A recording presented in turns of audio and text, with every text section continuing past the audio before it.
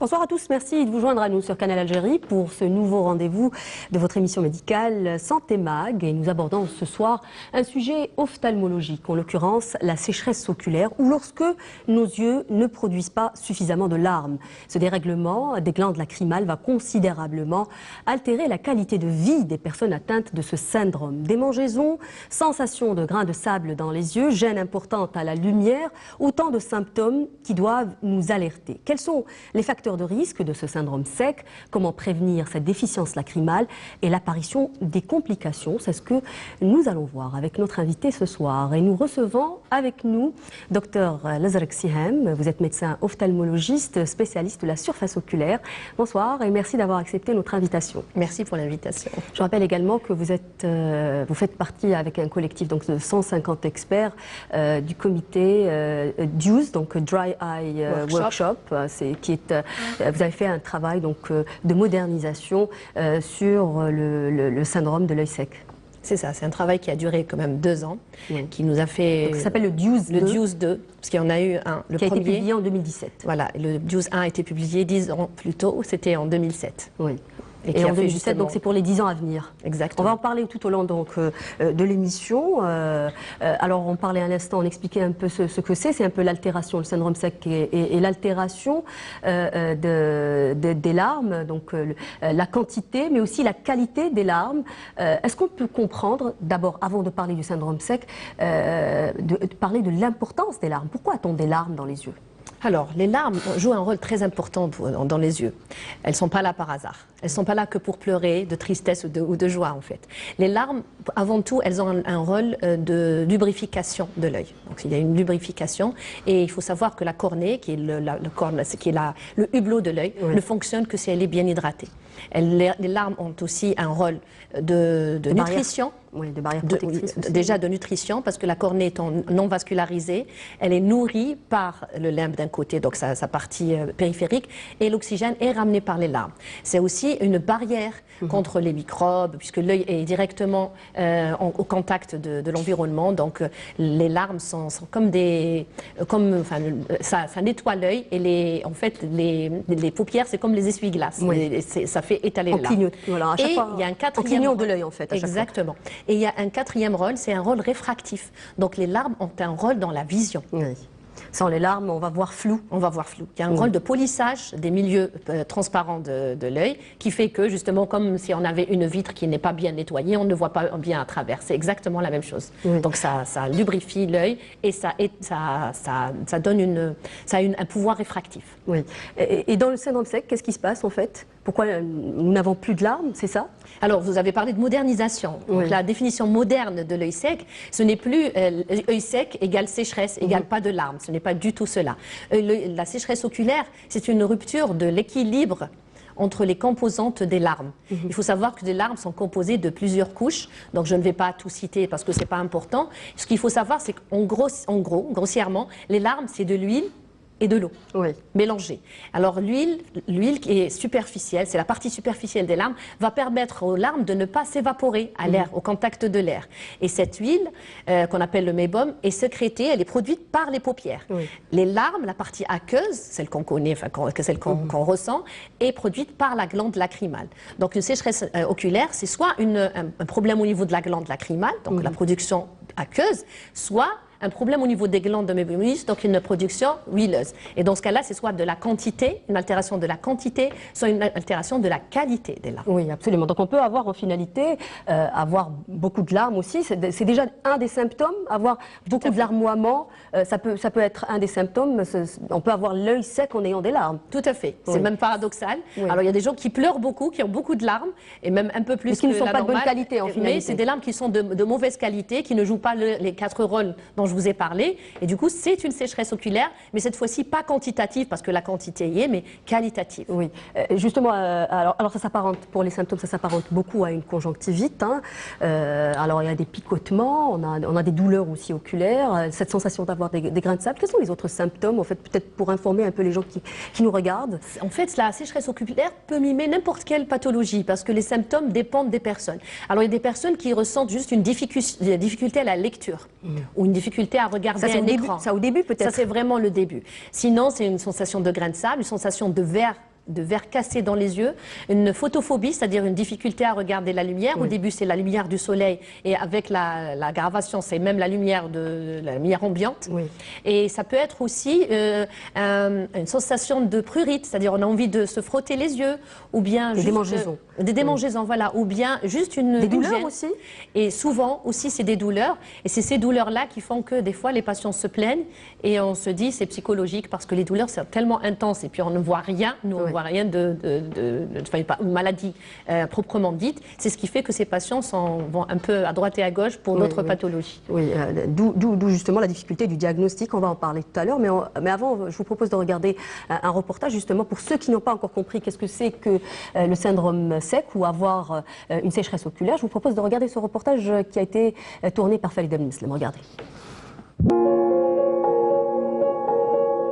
Nos yeux produisent constamment des larmes qui arrosent leur surface pour qu'elles soient humides. Souffrir de sécheresse oculaire, c'est de ne pas produire de larmes.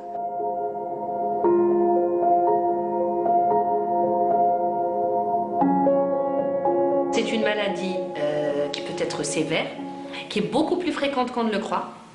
Donc plus on examine les patients, plus on trouve. Et notre mode de vie actuel fait qu'on a plus de sécheresse dans la vie moderne. Une maladie qui touche souvent les femmes, c'est le résultat d'une insuffisance dans la production des larmes ou d'une mauvaise qualité de celles-ci. C'est une maladie en général chronique et qui démarre très lentement, très discrètement. Et au début, les patients ne se rendent même pas compte qu'ils ont une sécheresse. Au début, quels sont les symptômes? Alors, les premiers symptômes, c'est une gêne à la lecture, par exemple, une gêne au travail sur ordinateur. Il y a des gens qui sont gênés, des petites sensations de grains de sable. On sent comme si on avait un corps étranger, on se frotte les yeux parce qu'on sent... Après, elle se développe petit à petit. Après, on commence à ne plus supporter la lumière du jour, la lumière du soleil.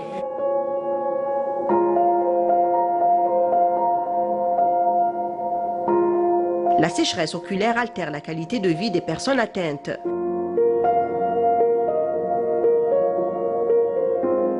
درك مانيش نجم نخرج كان برا كي يكون الضوء ما نجمش نشوف والو. في الاول كنت نعمل لي لونات سولي ونخرج نجم نشوف، من درك مالغري لي لونات ومانيش نجم نشوف. نحس كيما الزاج اللي يتكسر لداخل. سي تري جينو ولداخل تقول حجر عندي لداخل. ما نجمش والو، سي جينو فريمون سي دولور عاود ضربه. ما كانتش توجعني بصح دوك اللي توجعني. وكانت غير هاد لوي وعاود ريها حتى هاد لوي ريها بداتني. عينك ما تسمعش انت بزاف؟ ما تبكاش كان الدمع، مالغري زعما يكون عندي موت بعد الشهر ولا ما عنديش دمع، ما نبكي ما والو. ما تقدريش؟ ما نجمش والو، الدمعه ما كانش. ناشفه عندي ريق ناشف، عينيا ناشفين، داتي قولي قريب ناشفه. ما بداتك غير ناشفه، كيفاش تحسي روحك؟ كيفاش تحسي؟ نحس روحي عيانه، نحس روحي ناشفه، نحس روحي نحس تشربي الماء زعما باش نشرب زعما باش نبل الريق تاعي، نشرب غير شويه باه نبل ريقي. دائما قطره في فمي باش نبل الريق تاعي، تحسي بلي عندك الماء. باش نحس عندي الماء. ايه بصح عينيا نهار كامل نرمي الماء ما قبل، كنت نرمي الماء بزاف عينيا باش نقدر نحلهم. ايه باه نقدر نحل نقدر نشوف، نحس يحرقوني، نحس يحرقوني الدمعه ما كاش، نولي ما نشوفش تجيني ضباب، تجيني ضبابه هكا ما نشوفش كاع. كي جيت لهنا ودارت لي هذا البوشون ودارت لي عمليه الحمد لله.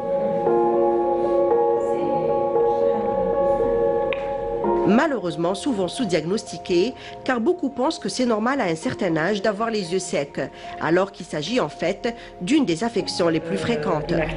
Elle a 0 mm. En effet, c'est une infection très fréquente, vraisemblablement, mais qui reste quand même méconnue. Dans le reportage, docteur Elzraq, on a vu qu'il y avait beaucoup de femmes, on a vu qu'elles étaient d'un certain âge. Est-ce qu'on peut parler de profil à risque dans ce syndrome?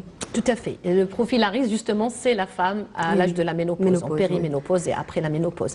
Donc ça, et pas que. Il ne faut pas se dire que c'est... On va parler des autres aussi. Voilà, exclusivement la femme ménopausée, mais c'est vraiment une population qui se démarque dans la population qui est très touchée, en fait. Voilà. donc les femmes ménopausées. Mais sinon, ça peut toucher aussi le jeune et même l'enfant. Il y a des enfants qui font des sécheresses oculaires. Là, c'est dans les cas, par exemple, de surexposition aux écrans, par exemple? Il y a déjà la vie moderne, c'est pour ça que je parlais de vie moderne. Nos enfants et les jeunes, on est tous, on est plusieurs heures par jour exposés à des écrans, ce qui fait que c'est pas l'écran qui assèche les yeux, en fait, c'est notre comportement. Le fait de regarder un écran, on oublie de cligner. Il faut juste un chiffre qui fait toujours rire mes patients, on cligne 17 700 fois par jour.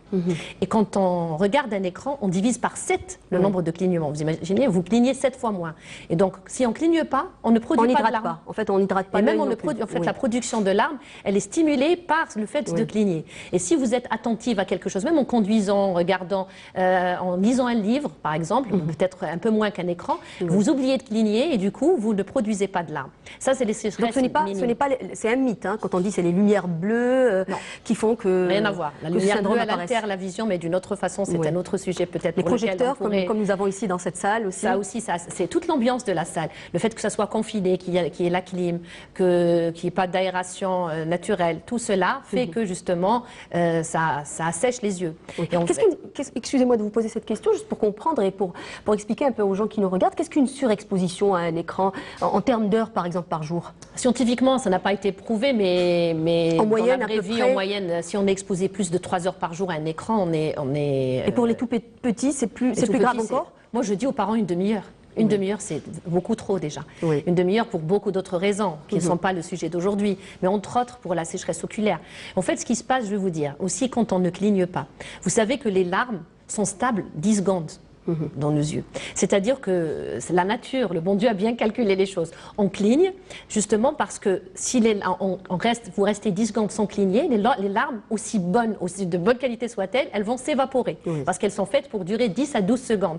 Si vous ne clignez pas, donc vous restez plus de 10 secondes sans cligner, vos larmes vont s'évaporer même si elles sont de bonne qualité. Voilà ce qui se passe. En dehors du fait que vous ne produisez pas de larmes et que vous altérez vous altérez la qualité de vos larmes.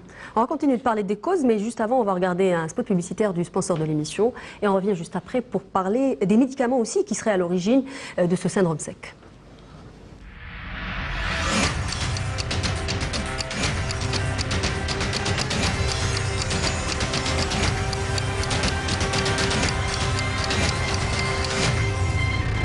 Santé Mag vous est présenté par Saïdaï.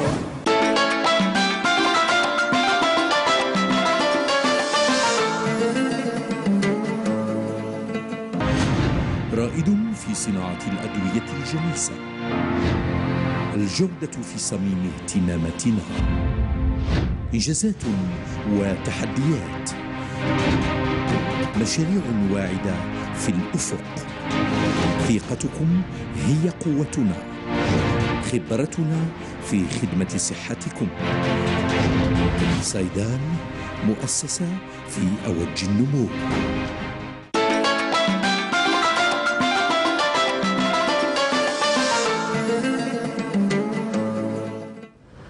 Alors on parlait à l'instant des causes qui pourraient, des facteurs de risque qui pourraient induire justement à l'apparition d'un syndrome sec. Certains médicaments également seraient à l'origine de cette maladie, docteur? Oui. Alors les premiers, la tête de liste, c'est les antidépresseurs et les neuroleptiques. Je ne vais pas les diaboliser et vous dire à tous les patients arrêtez vos neuroleptiques parce que ça c'est pas ma spécialité. Il faut qu'ils voient avec leur médecin, mais il faut que les prescripteurs et que les patients sachent que ces médicaments induisent une sécheresse oculaire. Donc si on les prend, autant mettre des larmes artificielles en parallèle. En parallèle des larmes artificielles. Mais pas qu'il y a aussi les anti-allergiques par voie orale, quand on prend des antihistaminiques. Quand on prend aussi il y a des traitements pour l'ulcère de gastro-duodénal qui donnent aussi une sécheresse oculaire. Il y a toute une liste de médicaments. Les corticoïdes aussi également? Non, pas les corticoïdes. Pas forcément? Non, pas forcément. Les corticoïdes donnent d'autres pathologies, mais pas la sécheresse. Et il y a aussi d'autres situations, mis à part les médicaments, ce qu'on appelle les situations iatrogéniques, c'est-à-dire qui vont induire un œil sec, le port de lentilles de contact. Donc un porteur de lentilles de contact fera un œil sec à un moment ou à un autre. Il faut juste lui dire, ça ne veut pas dire qu'il ne va pas porter ses lentilles, mais juste l'avertir pour qu'il justement consulte son médecin. Prévoir également des lentilles artificielles également peut-être. Comment ça? Pas des lentilles, des larmes artificielles. Des larmes artificielles, Oui. et puis consulter son médecin régulièrement pour qu'il détecte cette sécheresse avant qu'elle ne soit au stade de complication. Il y a aussi de la chirurgie réfractive. Oui. Les gens qui subissent Le le LASIK, par exemple, pour une myopie, c'est une chirurgie qui est très demandée, Oui. qui se fait très bien, les résultats réfractifs sont parfaits, mais cette chirurgie est pourvoyeuse de sécheresse. Cela aussi ne veut pas dire Donc en qu'on va finalité, arrêter. on traite son œil pour le bousiller quelque part. Non, pas du tout. En fait, c'est juste un effet secondaire qui va durer entre 6 mois et 1 année. D'accord. Il faut que le patient soit averti. On lui Ça dit va pas, quand vous- la notion de chronicité n'existe pas Là, dans non, ces- là, c'est dans ces cas. réversible. Oui. En fait, ce qui se passe, c'est qu'on va couper les nerfs cornéens. Si on coupe les nerfs, la cornée ne sent plus. Oui. Si elle ne sent plus, il n'y a plus de production de larmes. Donc, mais ça, c'est une situation transitoire qui va durer entre 6 mois et 1 année. Les porteurs de lentilles aussi. Dès qu'ils arrêtent le port de lentilles, c'est réversible. Ils vont reproduire des larmes. Mais c'est des situations quand même iatrogènes qu'il faudra éviter. Pour les médicaments, la même chose. Oui. Il faudrait peut-être consulter aussi également et ne pas banaliser cette maladie parce que beaucoup de gens ont tendance à négliger le syndrome sec, l'œil sec d'une manière générale. Peut-être parce que souvent, ce syndrome pourrait cacher d'autres maladies, comme par exemple le syndrome de Sjögren. Gougerot-Sjögren, c'est ça? Le syndrome de Sjögren ou Gougerot-Sjögren, Oui. vous pouvez dire les deux. En fait, le syndrome de Gougerot-Sjögren est une maladie auto-immune. Oui. C'est une maladie assez fréquente dans le bassin méditerranéen. Dans ce cas, on ne parlera pas uniquement de défaillance de la glande lacrymale, mais aussi de la glande salivaire, C'est une par exemple. auto-immunité, voilà, c'est une maladie qui va atteindre toutes les glandes. Donc les plus atteintes et les plus accessibles, c'est la glande lacrymale et la glande salivaire. Vous avez vu dans le reportage, la dame qui se absolument. parlait de sécheresse buccale. Oui. Cette dame souffre d'un syndrome de Gougerot-Sjögren. Donc le syndrome de Sjögren peut être primitif, c'est-à-dire qu'il est là tout seul, il n'est dû à rien du tout. Oui. Comme il peut être dû à autre chose, par exemple à une polyarthrite. Donc ne pas négliger le problème de rhumatisme, Oui. par Quand exemple.